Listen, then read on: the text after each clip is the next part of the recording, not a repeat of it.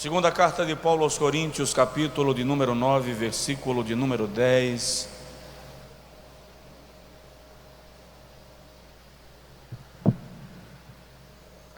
Diz assim: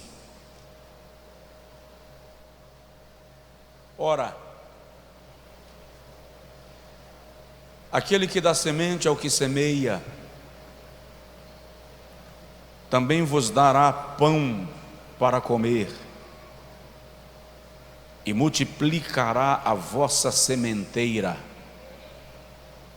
e aumentará os frutos da vossa justiça. Aquele que dá semente ao que semeia, também vos dê pão para comer. Pão para comer aqui, não pense apenas no pão do trigo. O conceito aqui é de mantimento, sustento, provisão, nutrição. E multiplique a vossa sementeira, ou seja, aquilo que você faz, o teu trabalho, o teu rendimento será multiplicado, e aumente os frutos da vossa justiça. Diga amém. Agora diga assim: Senhor, fala comigo. Amém. Podem sentar, se levantaram. Irmãos, eu comecei desde janeiro e estamos chegando ao final desta série de mensagens, agora na última terça de março, falando sobre o poder que você tem. O Senhor nos dispôs instrumentos, armas de crescimento, vitória, transformação e restauração.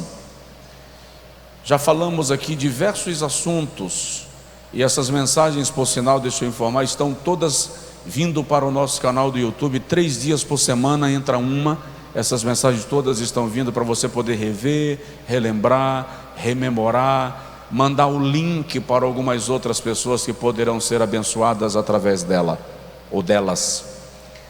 Já falamos aqui do poder da fé, do poder do arrependimento, o poder do amor, o poder da oração, o poder da transição. Falei aqui semana passada sobre o poder de uma oferta, e quando falei sobre o poder de uma oferta, discorri um pouco sobre o conceito bíblico de ofertas e dízimos, conceito bíblico da liberalidade cristã, do ato de adorar a Deus com as finanças. Falei aqui sobre o encontro de Manoá, pai de Sansão, com o anjo do Senhor, e como Manoá aprendeu, aliás, Manoá coloca em prática uma tradição judaica, onde havia um encontro com Deus, se edificava um altar, e onde se edificava um altar, se oferecia um sacrifício, e onde se apresentava um sacrifício, havia uma oferta, e onde havia uma oferta, Deus estava sendo celebrado, adorado e magnificado. Na semana passada, dando continuidade à mensagem O Poder de uma Oferta, eu falei aqui sobre a nossa atitude no ato de ofertar, e lembro que eu frisei, não está relacionado ao quanto eu oferto, mas ao como eu oferto. E aí vem o princípio da espontaneidade, o princípio da liberalidade, o princípio da abundância, o princípio da sinceridade, o princípio do compromisso e o princípio do propósito. Ou seja, o que eu estava falando, à luz da Bíblia, óbvio, é sobre a postura de um ofertante para que ele desencadeie todas as promessas que estão relacionadas ao seu ato de ofertar na casa de Deus. Hoje eu quero falar, com base nesse texto, a terceira parte e conclusão do poder de uma oferta. E aí eu vou pedir aos diáconos que me ajudem com essas crianças que passam correndo aqui, porque não fica legal. Desculpa eu já fazer assim a observação, emendando com o que eu estava falando, que nem combina, mas aqui acolá alguém comenta na internet, gente transitando aqui na frente, ó. Isso aqui é o púlpito, é o altar, a gente precisa ter um cuidado acerca disso. E é muito importante isso. Muito obrigado. Então eu vou fazer a terceira parte da mensagem, o poder de uma oferta. O que uma oferta é capaz de desencadear, de provocar na minha vida, a partir da minha atitude de sinceridade, de adoração e de louvor a Deus. E aí eu quero começar lembrando desta expressão de Paulo. Paulo chama oferta de semente. E é interessante que a palavra semente, na sua raiz, traz a ideia de vida, de reprodução, tá? Então, o apóstolo está nos orientando que quem lança uma oferta, quem apresenta uma oferta, está lançando uma semente. Eu já disse aqui, vou repetir: nenhum lavrador semeia sem pretender colher. Quem semeia pretende obter colheita. E é uma questão de princípio, é isso que nós temos que entender. É uma questão de princípio. O próprio Deus garante que quando há semeadura, existe colheita. No texto que nós lemos, Paulo declara assim: aquele que dá semente para o que semeia, também dará pão, mantimento, nutrição, sustento, provisão. Então ele dá semente para ser semeada e dá mantimento, sustento, provisão, aprovisionamento, porque Deus nunca vai te deixar sem a sua provisão, porque você lançou uma semente no seu reino. E aí Paulo diz que o Senhor, além de dar pão para comer, também multiplica a sementeira. Diga comigo: há uma ordem de multiplicação na minha vida. Alguns ficaram em dúvida e não falaram. Aí eu vou cantar para você um louvor que diz assim: sinto muito por você. É que as pessoas ficam assim: eu não sei no que vai dar essa frase, aí fica esperando terminar a frase para poder assumir um compromisso profético. É por isso que você precisa acreditar na palavra que está sendo proferida do altar para a sua vida. Diga comigo: há uma ordem de multiplicação para a minha vida. Então, aquele que dá semente ao que semeia também multiplicará a vossa sementeira e fará que sejam abundantes, e aumentará os frutos da vossa justiça. É interessante que por causa de uma oferta existem 3 promessas nesse versículo. A primeira promessa é de provisão: vos dará pão para comer. A segunda promessa é de que a tua fonte, a tua sementeira não vai secar, não vai se esvaziar, haverá multiplicação na tua sementeira. E a terceira é que haverá aumento de frutos espirituais. Vou repetir: haverá mantimento, haverá multiplicação na sua sementeira e haverá aumento de frutos espirituais. Vou traduzir: haverá comida na sua despensa, comida na sua geladeira. A sua mesa será abastecida pelo Senhor que recebeu o teu sacrifício e a tua oferta. Aí eu preciso lembrar sempre, menciono sempre a fé da minha mãe. Quantas vezes nós não tínhamos a comida que queríamos em casa, ou a roupa que eu gostaria? Já falei disso para vocês. Na época que chute era tênis e filho de papai, eu usava conga. E um dia desse um adolescente falou comigo assim: pastor, conga não é All Star? Eu disse: menino, All Star é chique, filho. Ai, ai. Mas todas as vezes que eu ia reclamar do café preto com farinha, que eu ia reclamar da farofa de tripa de porco torrada, que eu ia reclamar da roupa, a calça verde de tergal no meio da canela com a conga azul do bico branco, Eu ficava muito nervoso com aquela marmota. E a minha mãe dizia assim: não reclama, um dia você vai escolher a comida que quer comer, um dia você vai escolher a roupa que quer vestir. Eu ia catar mamona na roça, caroço por caroço, para vender no litro. Ia para o monturo buscar garrafa que a boca não estivesse quebrada, para ajudar a comprar material escolar.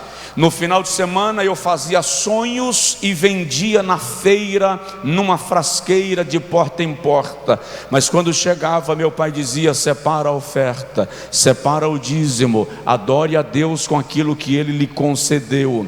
Aí o Senhor vem e diz assim, Paulo vem e diz assim: aquele que dá semente ao que semeia, eu semeava. Aí Paulo diz: também vos dará comida na despensa, pão para comer, provisão, mantimento, sustento. Ei, Deus está cuidando do sustento da tua casa, do sustento da tua vida, porque Ele é Deus que nunca vai falhar.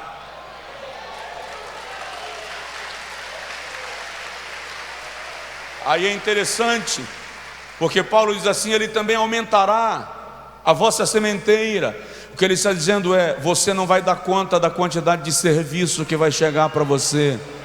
Vai haver multiplicação naquilo que você faz. Você é carpinteiro, sua carpintaria vai ter serviço fazendo fila.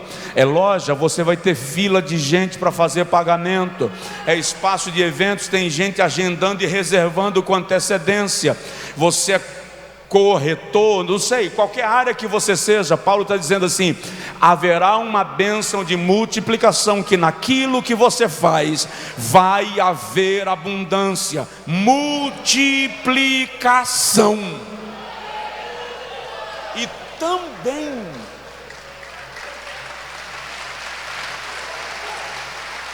também crescimento espiritual, porque aumentará os frutos da vossa justiça. Ei, está escrito, está escrito. Não é porque eu estou dizendo, é porque está escrito.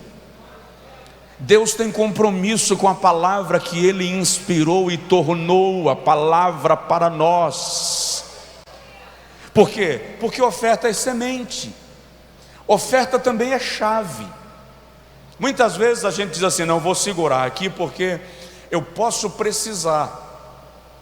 E a gente ignora que oferta é chave que abre caminhos, que abre portas. Vou mostrar isso para você agora ao longo da nossa reflexão. Mas não posso ignorar quando Paulo diz assim, olha, capítulo 9, versículo 10, eu vou reler para você compreender o 11. Ora, aquele que dá semente ao que semeia, também vos dará pão para comer, e multiplicará a vossa sementeira, e aumentará os frutos da vossa justiça, para que em tudo enriqueçais. Para que em tudo enriqueçais. Para que em tudo o quê? Enriqueçais em que área? Enriqueçais em que área? Tudo. Bênção, prosperidade bíblica não se resume a uma área da sua vida. Conheço gente que é rica, mas não é próspera. Conheço gente que não é rica, mas é próspera. Para que em tudo enriqueçais. Aí Paulo diz e continua dizendo: para que em tudo enriqueçais, para toda a beneficência. Ou seja, você está enriquecendo para fazer o bem. Você está enriquecendo para ser instrumento de provisão. Você está enriquecendo para ser elo da providência divina no reino de Deus e na vida de alguém, a qual faz que por nós se deem graças a Deus. No versículo 14 ele diz que aqueles que são beneficiados pela riqueza que o Senhor nos deu, também lembrarão de nós em suas orações, tendo saudades de nós, por causa da excelente graça de Deus que em vós há. Presta atenção, ter saudade de vós aqui é querer estar perto de vós, por causa da graça que abunda em você. Presta atenção, quando você está debaixo da graça, você deixa de ser rabugento, chato, insuportável. E as pessoas começam a querer ficar perto de você, porque há uma graça abundante sobre a sua vida.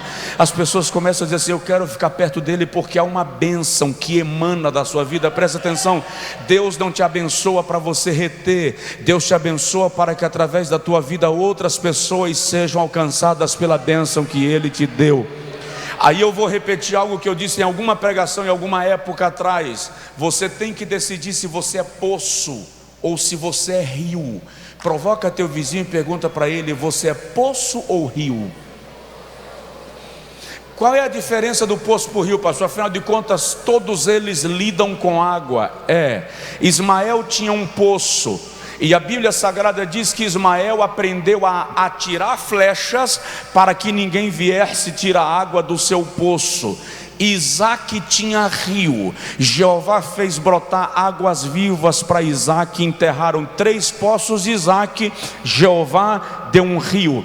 Quem tem poço fica no fundo de casa, só serve para si mesmo. Quem tem rio não consegue conter no fundo de casa, começa a banhar o território de outras pessoas. O detalhe é o seguinte: quantas vezes você já ouviu alguém pregando sobre a bênção de Ismael? E quantas vezes você já ouviu alguém pregando sobre a bênção de Isaac? Queridão, não há memória de quem retém e não rega, não há memória de quem retém e não abençoa, não há memória de quem não influencia a vida de outrem a partir daquilo que recebeu. Nós fazemos menções daqueles que de alguma maneira abençoaram a nossa vida. Paulo diz: tendo saudade de vós por causa da graça que em vós há. Ter saudade de vós aqui é querer estar perto de você, porque há uma graça de Deus em sua vida. Uma pergunta básica: as pessoas querem estar perto de você porque há uma graça de Deus da sua vida? As pessoas que se aproximam de você são influenciadas pela atmosfera da graça de Deus que há em sua vida? Porque tem gente, queridão, que se você ficar com ele 30 minutos, quando ele vai embora você está deprimido. Tem ou não tem? Você perde o ânimo. Cara, chega na tua loja, chega na tua casa, entra no teu carro, a conversa dele, depois que sai do... Lá vai. Sai do culto, você resolve dar uma carona. Aí você, quando chega em casa, assim: Jesus, por que eu dei essa carona? Esqueci toda a pregação, só ouvi tribulação. Porque tem pessoas que é incrível, você pode espremer sobre elas uma colmeia inteira, elas não conseguem adoçar a vida. Eu vim aqui nesta noite como arauto de Deus para te declarar que esse azedume que perturba seu coração vai ser repreendido, e a bênção da doçura, da gordura, da longevidade virá sobre a tua vida.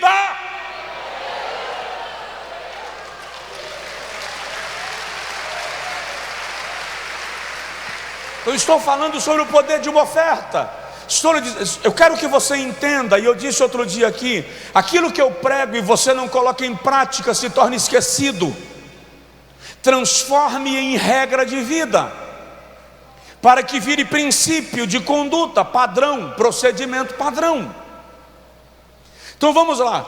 Além do que eu já falei, qual é o poder de uma oferta, pastor? Uma oferta nos assemelha com um ato de Deus. Uma oferta nos assemelha com um ato de Deus. Desde a eternidade, antes que eu e você nascêssemos, antes que o homem fosse criado, Deus teve eu vou usar essa expressão, um sonho. É claro que quando se refere a Deus, a palavra sonho é uma expressão forçada. Deus não precisa sonhar porque Ele é onisciente. Para Ele não há passado nem futuro, Ele só conhece o presente linear, o eterno presente. Então, quando falamos de que Deus teve um sonho, nós estamos falando de que Deus teve um plano. Qual era o plano de Deus? Gerar filhos, produzir filhos. O que Deus fez quando Ele planejou criar filhos? Ele ofertou o seu filho. Apocalipse 13:8 diz que Jesus é cordeiro morto antes da fundação do mundo. Porque Deus não mandou um anjo para fazer aquele serviço? Porque Deus não queria formar anjos, Deus queria formar filhos. E você colhe o que você planta, é uma lei inexorável da semeadura. Você colhe o que você planta. Então Deus queria filhos, Ele mandou o seu filho para, através do seu filho, uma semente, gerar filhos para si. Eu e você. Diga comigo: eu sou filho de Deus. Eu sou filho de Deus. Então preste atenção. Na lei da semeadura, a terra é importante, o tempo de semear é importante, o semeador é importante, mas a semente é insubstituível. Ninguém coloca semente de segunda para lavrar a terra. Lembro que os lavradores, os grandes produtores, guardam a melhor semente para o tempo da semeadura. Deus, em sua graça e infinita benignidade e misericórdia, reservou o seu melhor, o seu próprio filho, e ofertou para quê? Para gerar a nossa vida, para nos produzir como filhos para Ele. Então presta atenção, não reclame da sua colheita se você não é exigente na sua semeadura. Não questione o que está colhendo se você não se importa com o que semeia. Não reclame de Deus por não receber o que tem colocado diante dele, se você não tem semeado aquilo que ele te tem proposto. Nós precisamos ter isso em mente, porque alguém nos ensinou que nós podemos reclamar de Deus pelo que Ele não nos deu. Alguém não nos ensinou que na vida cristã Deus sempre coloca nas nossas mãos coisas, bens, oportunidades que Ele vai utilizar para o seu reino. Presta atenção, o que Deus tem colocado em tua mão é o que Ele vai te pedir para utilizar no seu reino. Vou repetir algo que eu já disse aqui algumas vezes: Deus nunca te pede aquilo que Ele não já te deu. Tudo que Deus te pedir, Ele já colocou na tua mão, ou está te dispondo para em seguida você usar no seu reino. E o extraordinário é que quanto mais desprendido para Deus nos tornamos, mais bênçãos são derramadas sobre a nossa vida. Por quê? Porque Deus não me abençoa para que eu me apegue à bênção. Deus me abençoa para que eu me apegue a Ele. Eu não posso jamais substituir o Deus da bênção pela bênção de Deus. É por isso que muita gente só vai na igreja até receber o milagre que está precisando, porque está procurando apenas a bênção. Depois que recebe o milagre que está precisando, desapareceu. Cadê irmão fulano? Sumiu. Por quê? Porque foi abençoado. Acontece que se você desliga a torneira, a água da pia se seca. Então você tem que entender que a bênção continua à medida que a nossa relação com Deus continua. Então não é a relação com Deus pela bênção de Deus, é a relação com Deus pelo Deus que abençoa, e Ele libera multiplicação. Você entendeu? Então, Quando Deus me pede uma oferta, Ele tem autoridade moral, espiritual para pedir, porque antes de me pedir alguma coisa, Ele fez, Ele me deu, Ele colocou na minha mão, e há uma semente na sua mão. Dá uma sacudidela de leve no vizinho e diz para ele assim: há uma semente na sua mão.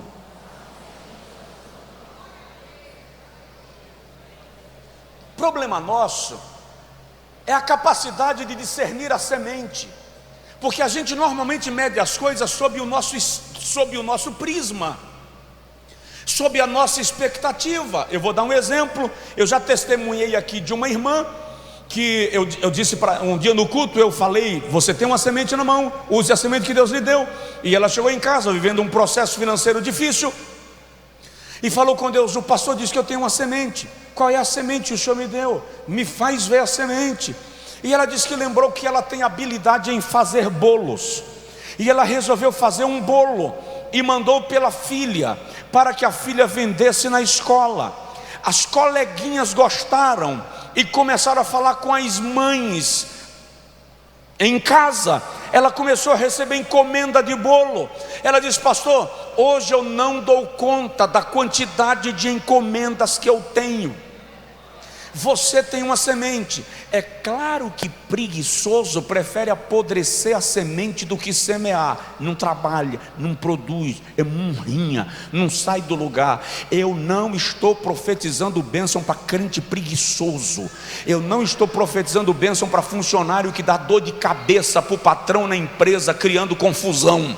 Eu estou profetizando bênção para crente que vai empreender, colocar a mão na massa, fazer acontecer. E declaro na autoridade de Jesus: a bênção de Deus está sobre as tuas mãos. E recebe aí: tudo quanto você fizer prosperará.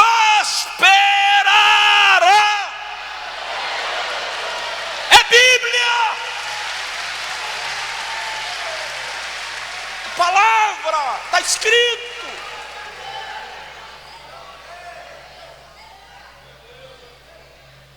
Segundo lugar, segundo exemplo do poder de uma oferta, a oferta gera, a oferta te prepara para a multiplicação.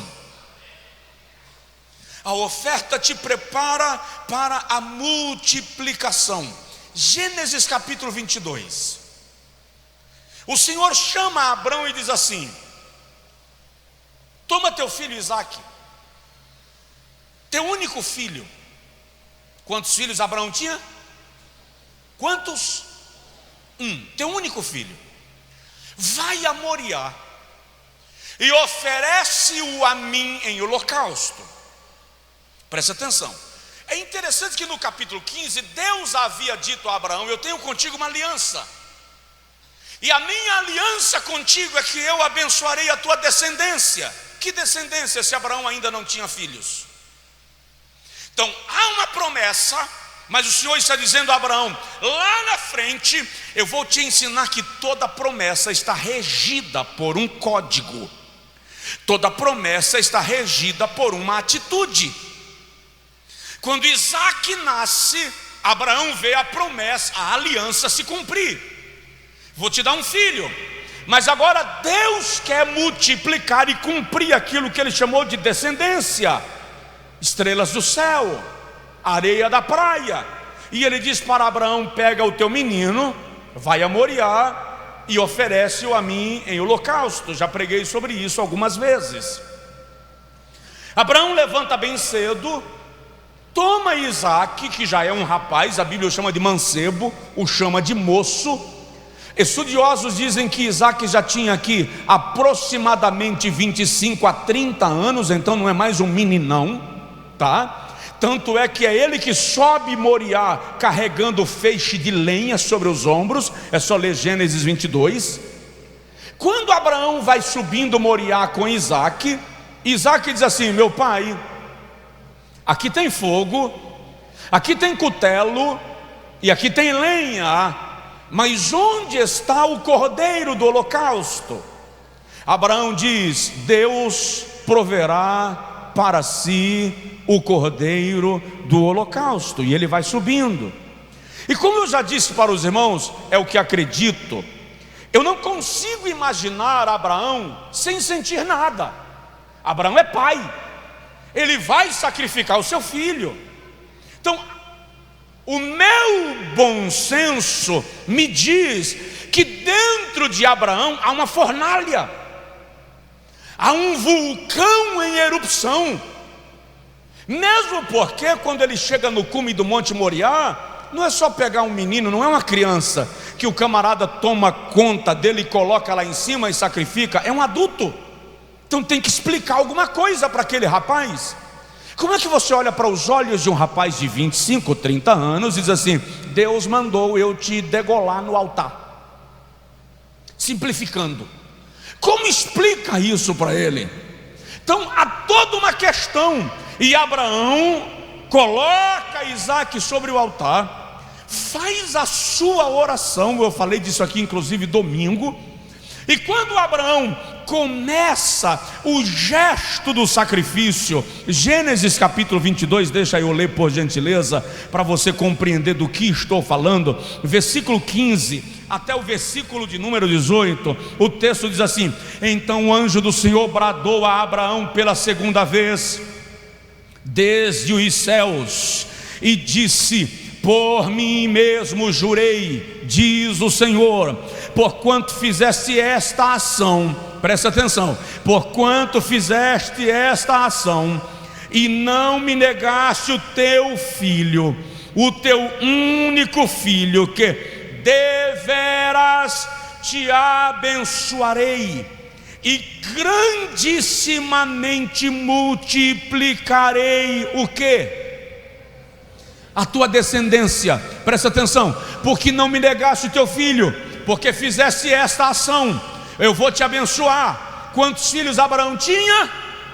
Um. Mas agora o Senhor diz: porque você me ofereceu o único que você tinha, eu vou multiplicar a tua descendência como as estrelas dos céus e como a areia que está na praia do mar. E a tua descendência não fugirá dos seus inimigos, pelo contrário, irá até a porta dos seus adversários. Só quem entendeu diz amém. Quem não entendeu diz que eu repito. O Senhor está dizendo aqui: você me ofereceu um, eu vou multiplicar este um e vou transformar em números semelhante às estrelas do céu e à areia da praia. E o detalhe, o Senhor está dizendo: e eu não vou te dar uma descendência fraca, covarde, eu vou te dar uma descendência que prevalecerá sobre os seus inimigos. Você me ofereceu um, eu te dou multiplicação. Uma oferta te prepara para a multiplicação. E segura lá, a multiplicação nunca será mais fraca do que aquilo que você ofereceu. Sempre que Deus gerar multiplicação na tua vida, Ele vai te dar algo sólido, seguro, e que será vitória para a tua vida. Só quem crê, só quem recebe diz amém, diz glória a Deus, celebre ao Senhor. Erga assim a sua mão ao céu, erga assim a sua mão ao céu e diga comigo: uma oferta me prepara para multiplicação. Estenda a sua mão sobre o seu vizinho e repita essa frase: uma oferta te prepara para multiplicação. Agora diga comigo, em nome de Jesus: eu declaro multiplicação na minha vida, nesta igreja, na minha casa, para a glória de Deus.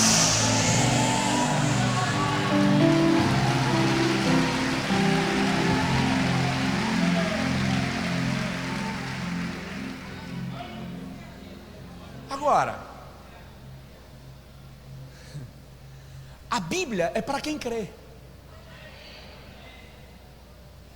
Tenho um problema sério como pregador: odeio forçar o texto para fazer ele se tornar o que eu gostaria. Então, para alguns isso é um problema. Mas gosto de algo na pregação, uma declaração que tem embasamento bíblico específico. E claramente o Senhor está dizendo que Ele é poderoso para gerar multiplicação na minha vida e na tua vida. Agora, se você crê, diga assim: eu recebo. Se você não crê, seja cabamacho e diga assim: eu não recebo essa palavra.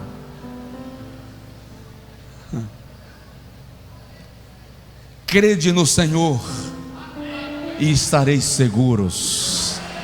Crede nos seus profetas e prosperareis. Terceiro lugar, deixa eu agilizar. Terceiro lugar, uma oferta manifesta maravilhas de Deus.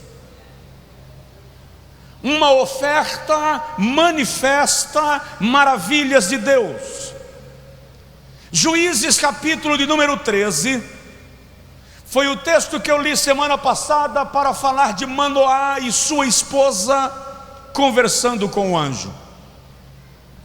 O anjo vem a Manoá e diz assim: a tua mulher vai ficar grávida. O menino será nazireu de Deus, separado para Deus. E o anjo dá a Manoá algumas orientações de como seria o período gestacional da sua esposa e como seria a dieta alimentar do menino Sansão. Aí Manoá diz assim: se o Senhor está falando conosco, rogo-te que daqui não te afastes. Números 3, Juízes 13. Rogo-te que daqui não te afastes, versículo 18, até que eu volte e te traga uma oferta. A Bíblia diz que o anjo, olhando para Manoá, disse ainda: que tragas um cabrito e o teu pão eu não comerei. E Manoá traz o seu cabrito e coloca sobre a rocha, e traz uma oferta de cereais e coloca sobre a rocha. E a Bíblia diz que o anjo tocou com a espada e a fumaça subiu à presença de Deus. Aí o versículo 19 diz que enquanto Manoá oferecia a sua oferta, o anjo do Senhor operou maravilhas aos seus olhos. No texto que nós usamos, Corrigida Fiel, diz: o anjo obrou maravilhosamente. Nos textos demais diz: o anjo operou maravilhas, fez coisas grandiosas. Ou seja, quando eu trago ao Senhor a minha oferta com aquela postura que eu falei terça-feira passada, eu provoco o meu milagre. Eu provoco maravilhas de Deus em minha vida. O Senhor age em torno da minha vida enquanto lhe adoro com o meu desprendimento e paixão.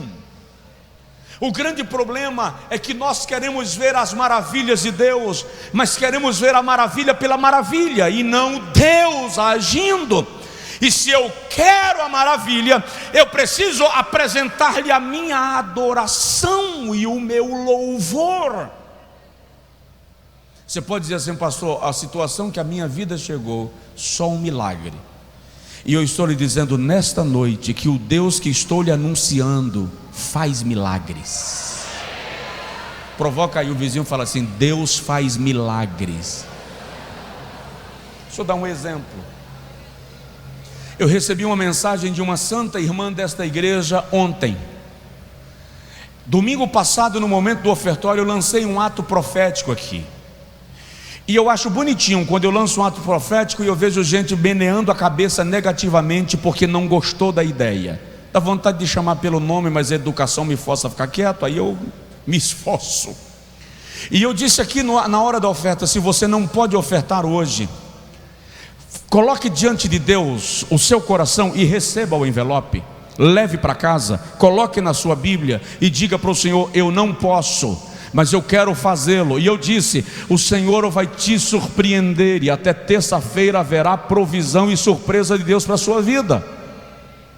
Essa irmã se comunicou comigo ontem, ela disse assim: pastor, eu sofri um prejuízo, e por causa do prejuízo que sofri, eu me descapitalizei e tive que vender bens para honrar compromissos.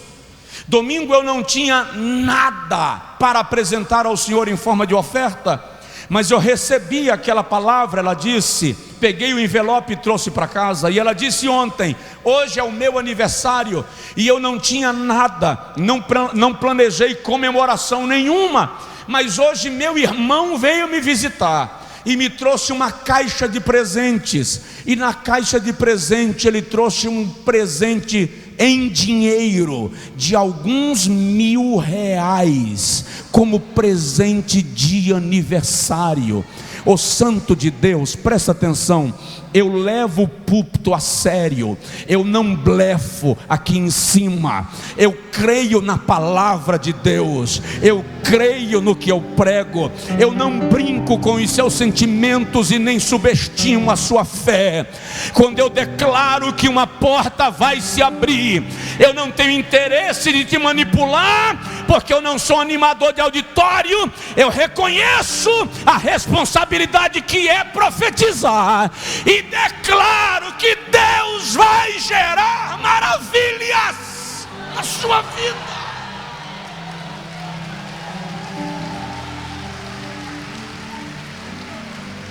Não estou brincando com você, irmão.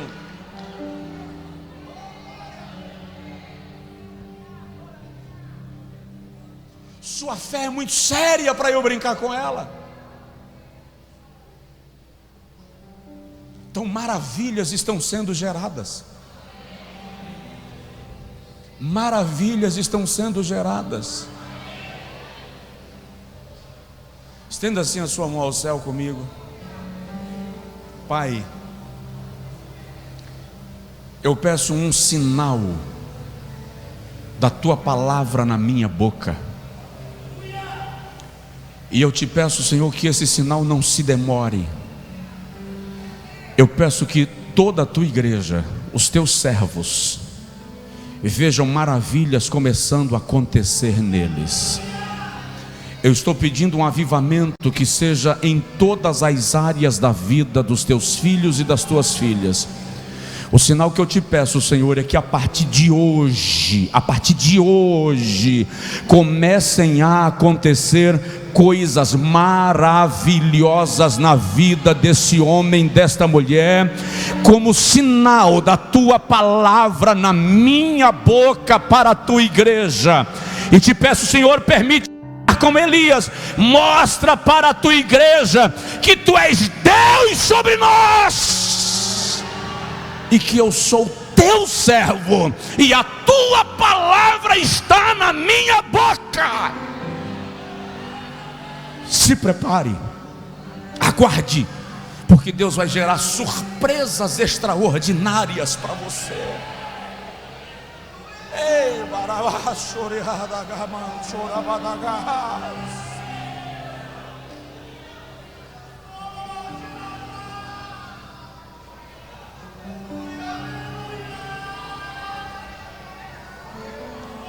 bagai surya managa surya mandala sobia bagai.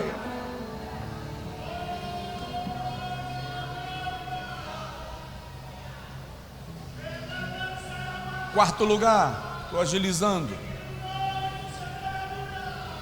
Quarto poder de uma oferta revela quem somos.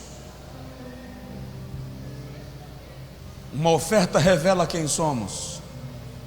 Eu disse aqui domingo passado, tem gente que é mais fiel ao time para o qual ele torce do que a Deus a quem ele diz que serve. É mais fiel ao posto onde ele abastece o carro do que à igreja onde ele congrega. Uma oferta revela quem somos, porque quer conhecer a índole, o caráter e a natureza de alguém, coloque dinheiro na sua mão.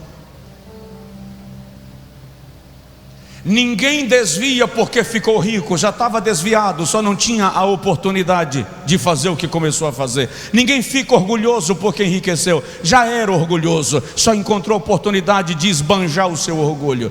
Uma oferta revela quem eu sou. Lucas capítulo 21, versículo 1 ao 4, Jesus está no templo, na sinagoga, observando o momento do ofertório, Corban, o momento da aproximação do altar, e todos tinham que trazer uma oferta. De repente chega uma viúva, pega o que ela tem, apresenta no gasofilácio, e Jesus olha para a multidão e diz assim: a maior oferta foi o estáter desta viúva. O estáter era a moeda com menor valor monetário corrente em Israel, 1 centavo nosso. E Jesus diz que a oferta dela foi a maior. Por quê? Ele explica: porque os outros deram do que sobejava, ela deu o que tinha. Uma oferta revela o que há no meu coração, revela a quem eu adoro, a quem eu me apego, em quem eu confio, quem é o meu foco. Uma oferta revela quem determina o meu curso de vida, os meus atos e a minha conduta. Se eu me torno escravo do dinheiro, uma oferta declara que eu não sou servo de Deus, mas escravo do que eu possuo. Por isso que a Bíblia diz que Abraão possuía, Isaac possuía, Jacó possuía, não eram possuídos. Já falei aqui de um personagem da dramaturgia brasileira que colocava cadeado na geladeira e uma corrente no fogão para ninguém abrir a tampa, porque assim ele conseguia controlar o uso da geladeira e do fogão. Contar uma história engraçada, verdadeira.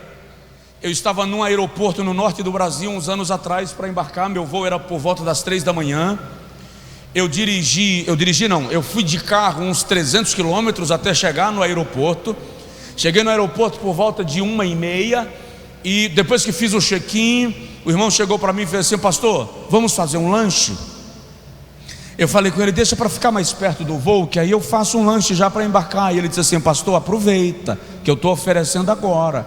Minha mulher diz que eu consigo atravessar uma piscina com um sonrisal na mão e ele não dissolve. Uma oferta revela quem somos. Vou dar um exemplo. João capítulo 12. Jesus está na casa de um homem para um banquete, para um jantar. Alguém oferece a Jesus um banquete.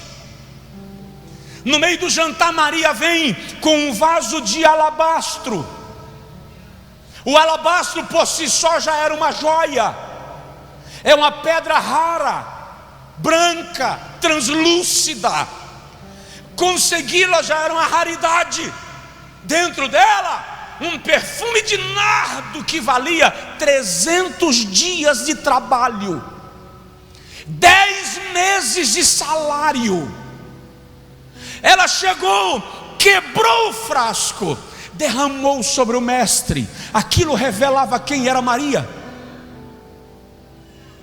mas também revelou quem era Judas. Porque Judas disse assim: por que não vendeu isso para dar aos pobres? Aí João diz, ele disse isso não porque tinha amor aos pobres, mas porque era ladrão e roubava o que caía na bolsa do ministério de Jesus. Uma oferta revelou quem era Maria e revelou quem era Judas. Ela vai revelar o meu caráter e o teu caráter. Quantas vezes alguém vai dar uma oferta e o outro chega e diz assim: você vai dar uma oferta desse tamanho? Sério? Você entrega esse dízimo mesmo? Outro dia um irmão me procurou aqui para me pedir perdão. Ele disse: pastor, eu fiz um compromisso naquele desafio do terreno da igreja, que a gente continua pagando, diga-se de passagem. E ele diz assim: eu fiz o compromisso, eu fui lá à frente, recebi a oração, mas alguém veio na minha casa, pior, um obreiro, veio na minha casa, pastor, para dizer assim: você vai ofertar naquele negócio lá? E aí escrachou com o senhor, e eu só fiz a primeira oferta e não fiz mais nenhuma. Parente de Judas, que não consegue ver Maria quebrar um vaso de alabastro para honrar o projeto do mestre. Aí Jesus olha para Judas e diz assim: deixem-na. Ela se antecipou em ungir o meu corpo para a sepultura. Agora, olha que coisa extraordinária. Jesus diz: onde quer que esse evangelho for pregado, se fará menção dessa mulher. Uma oferta revela quem você é. Provoca de leve o seu vizinho, porque agora você vai mexer no bolso dele. Toca de leve assim e faz com ele assim: como você lida com o dinheiro? Já estou terminando. Já vou terminar. Como você lida com isso? Seu dinheiro está te revelando. Conheço gente que era bom marido, bom filho, bom patrão.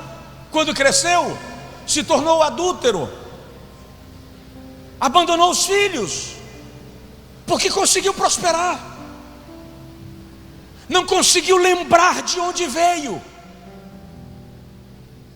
De novo, dá um toque de leve no ombro do vizinho, fala com ele assim: não esquece de onde você veio. Não esquece a trilha que Deus te fez caminhar para chegar onde você está. Não esquece quem te trouxe até aqui. Não esquece quem tem te acobertado com a sua misericórdia e com a tua benignidade. Não esquece quem libera a bênção sobre a tua vida, porque sem mim nada podeis fazer. Quinto lugar, uma oferta gerará uma grande colheita. Eu sempre li esse versículo. Por alguma razão eu nunca tinha me atentado para uma frase, Lucas 6, versículo 38, e é a ela que eu quero me ater um minutinho. Uma oferta gerará uma grande colheita. Lucas 6, 38 diz assim: dai, diga comigo, dai, e ser-vos-á dado, boa medida, recalcada, sacudida e transbordante, vos deitarão no vosso regaço. Eu nunca tinha me atentado para essa frase. Dai e ser-vos-á dado, boa medida, recalcada, transbordante, sacudida e transbordante, se vos dará. Deitarão no vosso regaço. O que o Senhor está dizendo aqui é que Ele vai gerar pessoas que vão se tornar elo da providência divina na sua vida. Deitarão no vosso regaço. Ele vai levantar instrumentos de provisão, clientes melhores, parceiros melhores, oportunidades melhores. Pessoas vão investir no seu projeto. Ele vai provocar pessoas que vão gerar oportunidades para a sua vida. Deitarão no vosso regaço. Alguém vem para derramar sobre a sua reserva, vem para derramar sobre a sua tigela, sobre a sua reserva, sobre a sua sementeira. Ei, Ele usa pessoas para abrir portas para a sua vida, porque Ele é Deus. Vou repetir porque só uns dois ouviram. Deus usa pessoas para abrirem portas para a sua vida, porque Ele é Deus. Vou dar um exemplo bem incontestável. Jó, ele perde tudo que tem na sua vida e vai abaixo de zero. De repente, Jó 42, a Bíblia diz que o Senhor muda o cativeiro de Jó enquanto ele orava pelos seus amigos. Versículo 7 do capítulo 42, 7, 8 e 9, o Senhor muda o cativeiro de Jó. Versículo 10 e 11, a Bíblia diz assim: todos os que ouviram falar da história de Jó, do seu opróbrio, da sua aflição, seus amigos, irmãos e conhecidos vieram visitá-lo e trouxeram-lhe presentes, uma peça de ouro, uma peça de prata ou um gado do seu rebanho. Deus abriu a porta dos presentes para Jó. Quem vinha visitar Jó trazia um presente. Quem vinha visitar Jó trazia uma bênção, trazia uma dádiva. Eu quero declarar, e levanta a mão aí em nome de Jesus, que Deus vai mover o coração do teu sócio, do teu patrão, do teu cliente, do teu investidor. Deus vai mover o coração dele ao teu respeito, do teu marido, irmã. Você não trabalha fora de casa e seu marido funciona em gotas homeopáticas. Eu vou declarar nesta noite que Deus vai mover o coração destes ao teu respeito para te abençoar em nome de Jesus. Deitarão. Ai, se eu não precisasse parar. E eu preciso. Mas deixa eu dizer duas coisas muito rapidamente. Uma oferta te dá direito de fazer pedidos incomuns. Vou repetir. Uma oferta te dá direito de fazer pedidos incomuns.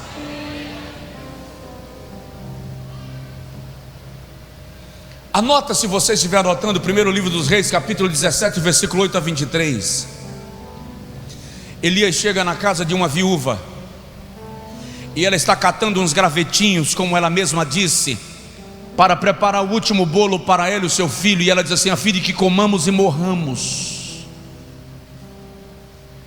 E Elias diz assim: faz um bolo primeiro para o profeta.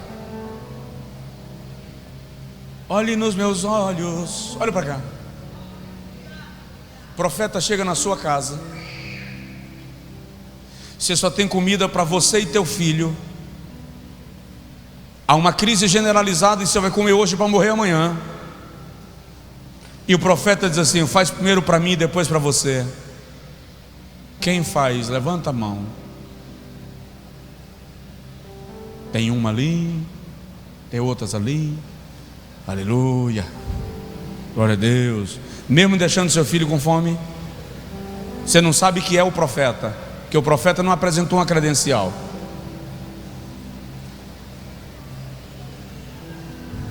Amém. Ela fez. Quando o profeta está comendo, e eu consigo imaginar o olho comprido do menino, porque menino com fome vendo comida, irmão, o olhar é longo. O olhar é longo. O profeta disse assim: agora vai e faz para ti e para o teu filho. Não, peraí. Só tinha um resto de farinha na panela e um resto de azeite na botija.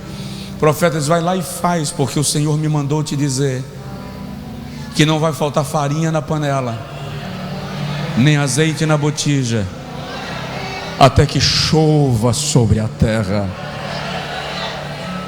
Mas sabe qual é o detalhe? O profeta ficou morando lá. Depois de uns dias o menino adoeceu e morreu. Eu não sei em que circunstâncias aquela criança foi gerada. Fato é que aquela viúva chegou para o profeta e disse assim: homem de Deus, que viestes fazer aqui? Viestes trazer à minha memória a minha iniquidade?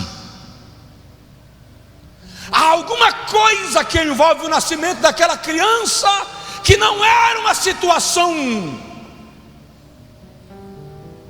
tranquila para aquela mulher, e ela entende a morte do seu menino como juízo divino. Elias diz: traze-me a criança. E ela trouxe a criança, e Elias leva para o seu quarto e diz assim: Senhor, até o filho dessa viúva em cuja casa habita o Senhor matou.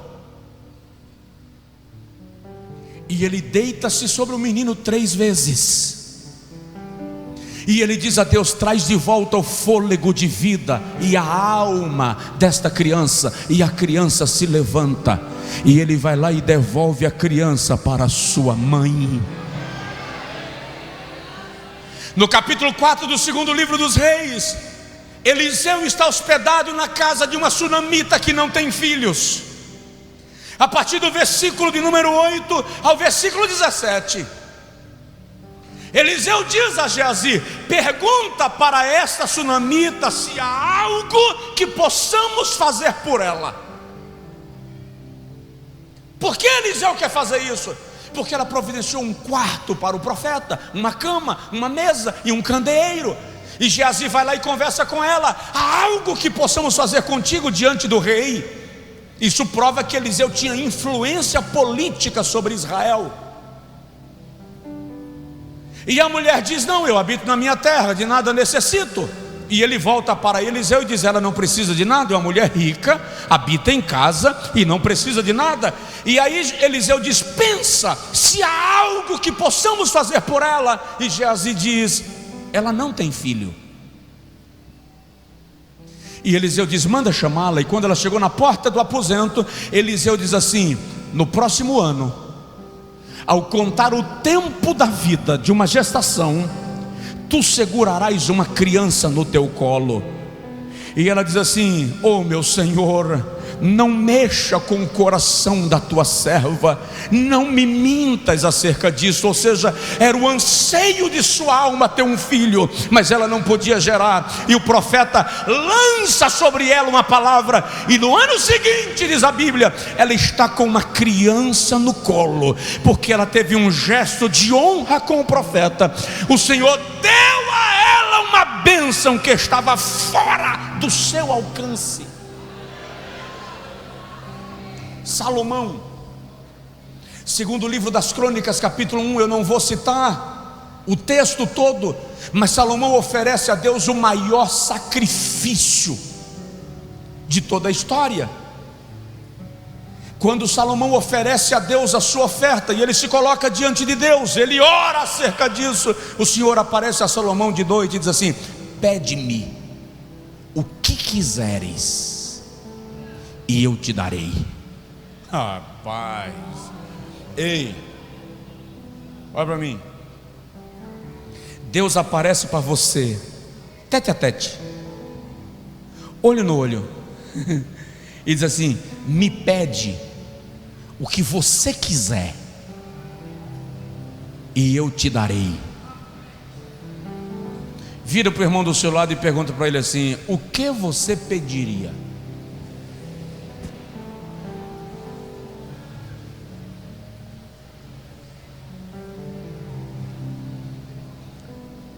Salomão diz assim: Senhor, eu sou muito novo, o teu povo é numeroso, eu preciso de sabedoria para entrar e sair de cabeça erguida diante do teu povo. O Senhor diz assim: Salomão, os homens não me pediriam sabedoria, pelo contrário, me pediriam longos anos de vida sobre a terra, ou me pediriam riquezas, ou ainda a morte dos seus inimigos. Mas como tu não me pedistes longa vida, nem riqueza, nem os teus inimigos, eu te darei sabedoria. Antes de ti não houve, depois de ti não haverá homem tão sábio como tu. E ainda te darei os teus inimigos nas tuas mãos, e te darei riqueza. Ou seja, fez um pedido em comum, recebeu uma resposta em comum, recebeu mais do que pediu, porque quando você apresenta a Deus o seu melhor, Ele dispõe para você o seu tesouro. Há milagres para você, Fica de pé, por favor, quem puder.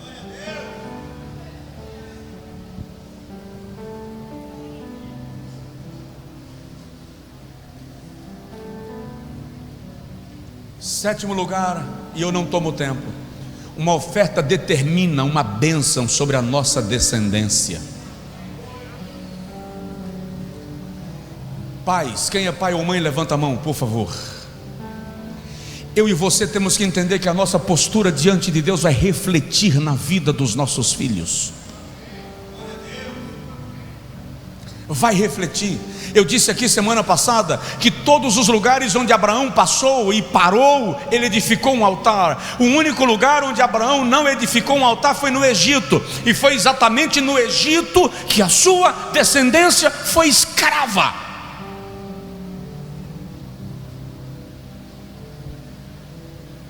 O rei Ezequias tem pais, olha para mim por favor, tem pais que são como o rei Ezequias. Vou explicar. Os emissários de Babilônia vêm visitar Jerusalém e Ezequias revela os tesouros, os palácios, as entradas secretas. Quando os emissários vão embora, o profeta chega e pergunta: quem são estes que acabam de sair? Ezequias diz: emissário de Babilônia, o rei de Babilônia veio fazer aliança comigo. O profeta disse: ele não veio fazer aliança contigo, ele veio espiar a terra, para observar a terra e os seus tesouros. E assim te diz o Senhor, que Babilônia vai invadir Judá, destruir, levar os seus tesouros. Todavia não será nos teus dias, mas no dia do teu sucessor. Olha para mim, Ezequias celebra, porque não é nos seus dias, é no dia do seu sucessor. Mais ou menos assim: já que eu não vou estar vivo, desculpa o termo sertanejo agora, meus filhos que se danem. Tem pai vivendo assim: desde que eu esteja bem, não tenho que me preocupar com o que virá para a vida dos meus filhos e com o que eles vão colher. Você tem que se preocupar com a colheita dos seus filhos. Você é sacerdote sobre os seus filhos.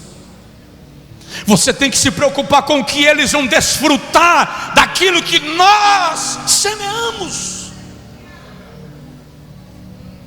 Quando o Senhor aparece a Abraão e diz: me traz uma oferta, Gênesis 15, um cordeiro de 3 anos, uma bezerra de 3 anos, uma pomba e uma rolinha, Gênesis 15, versículo 8 a 14, uma cabra e um carneiro.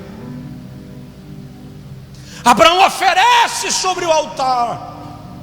Eu falei disso domingo, pela manhã o Senhor não responde, à tarde ele enxota aves de rapina, no final do dia ele dorme de angústia, mas acorda com a chama subindo ao céu. E o Senhor diz assim: deveras, versículo de número 18, a tua descendência eu darei. Presta atenção, Abraão oferece uma oferta e Deus não faz uma promessa para Abraão, faz uma promessa para a descendência.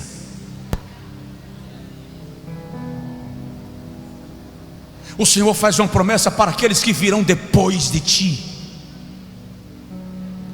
E é interessante, eu estava dando uma lida.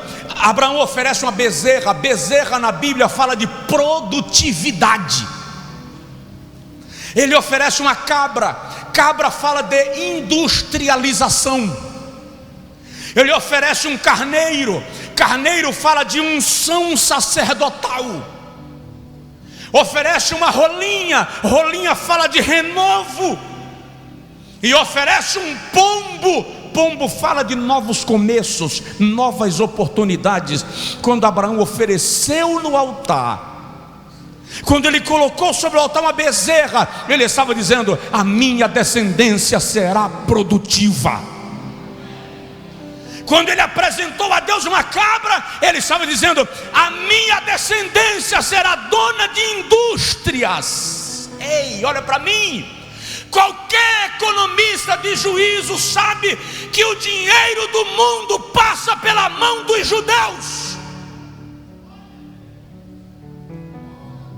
A economia do mundo passa pela mão dos judeus.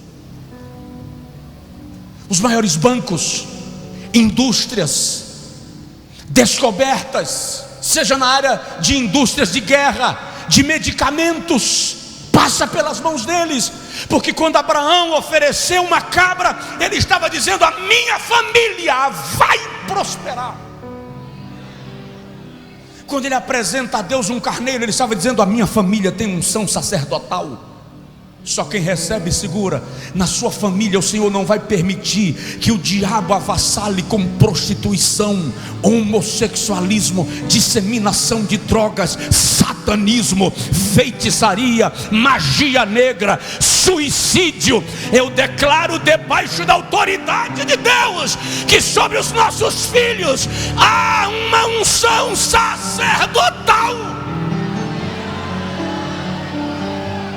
Seus filhos são levitas, seus filhos são ministros, seus filhos são pregadores, seus filhos são profetas. Não importa em que área eles vão atuar na vida, se médicos, engenheiros, enfermeiros, professores, não sei o que eles forem, manicures, pedicures, corretores, empresários, há uma unção sacerdotal sobre a sua descendência.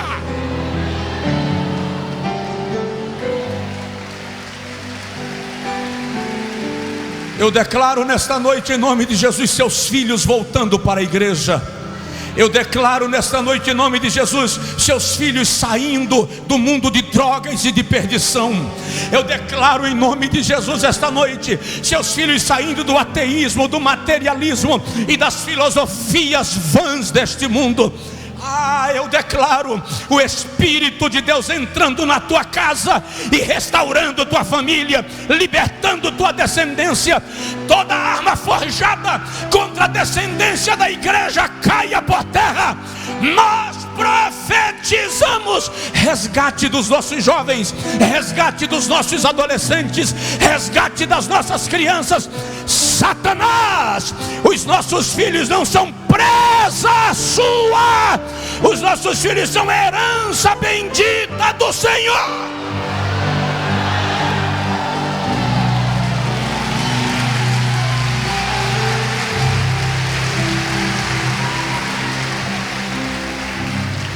Quando Abraão ofereceu uma rolinha, ele estava dizendo: a minha descendência vai colher. E quando ele ofereceu um pombo, ele está dizendo: Deus vai gerar novas oportunidades para os meus. Coloque o dedo assim, riste em direção ao seu vizinho e diz para ele: Deus está gerando novas oportunidades. Deus está gerando novas oportunidades.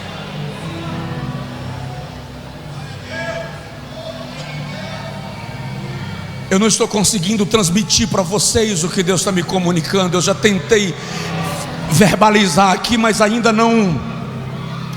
Meu cérebro ainda não assimilou, não transformou em palavras.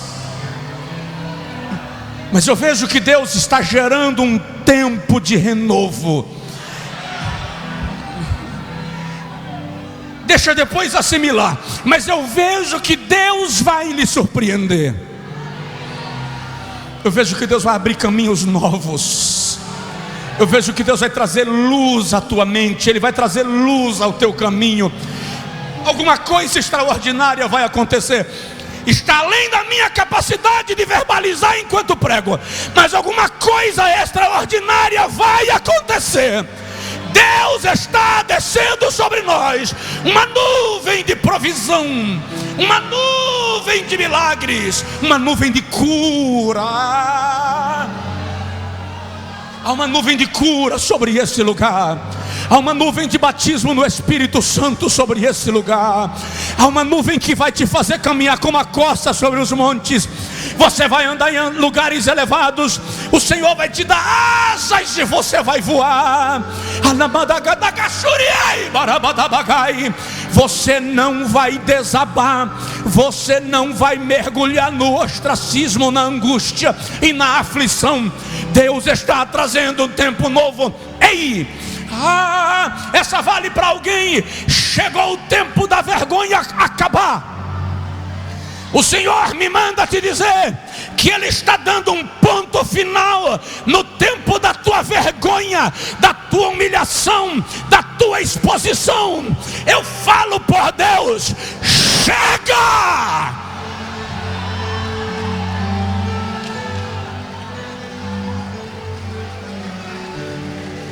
Ele mesmo vai dar um basta nesse negócio.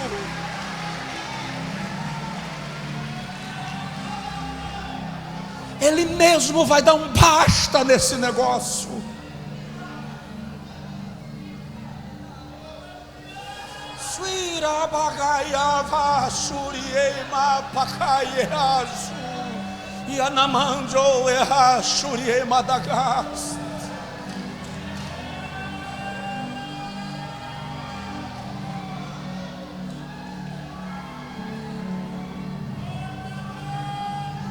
Tempo novo, novo tempo, novos começos, novas oportunidades, uma mudança. Está havendo uma mudança. Uma mudança na sua vida, uma mudança na sua casa, uma mudança no seu cônjuge, uma mudança nos seus filhos, uma mudança. O cenário está mudando.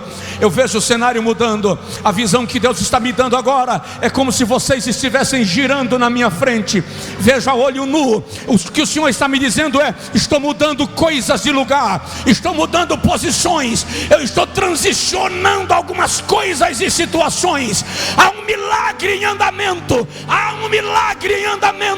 Só quem crê receba. Há um milagre em andamento. Deus revela um sinal de que o Senhor está falando nesse lugar. Derrama uma descarga de poder aqui. Derrama uma descarga de glória aqui. Derrama.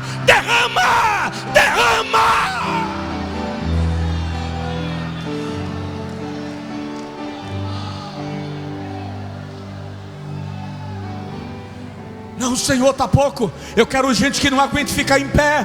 Eu quero uma descarga de poder nesse lugar. Como na casa de Cornélio. Faz o Espírito Santo cair nesse lugar. Gente que se prostre, gente que mergulhe, gente que beije o chão em lágrimas.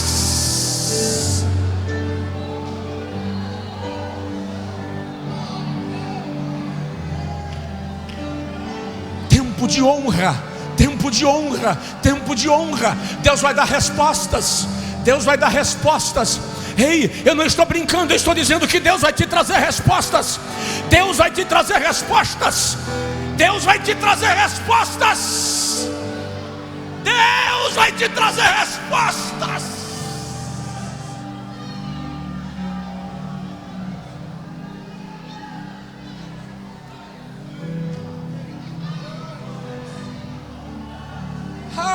Eu sinto o poder de Deus, como se meu corpo estivesse sendo esmagado. Eu estou sentindo meu corpo comprimido por uma ação poderosa. Espírito Santo, em nome de Jesus, faz a igreja sentir isso. Espírito Santo, em nome de Jesus, faz a igreja sentir isso. Eu não quero sentir sozinho. Eu quero que alguns sintam comigo. O Senhor conhece a estrutura de cada um. Então dar a cada um segundo a sua estrutura agora. Eu vou contar até 3 e eu vou parar. E deixa ver o que Deus vai fazer nisto. Porque Ele vai derramar. 1, em nome do Pai. 2, em nome do Filho. 3, em nome do Espírito Santo. Sinta agora cair sobre a sua vida o derramar da glória de Deus.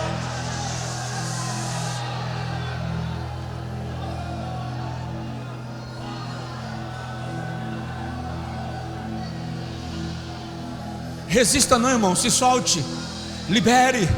Não sou evangélico, não sou membro dessa igreja, mas está sentindo graça de Deus. Sinta essa graça.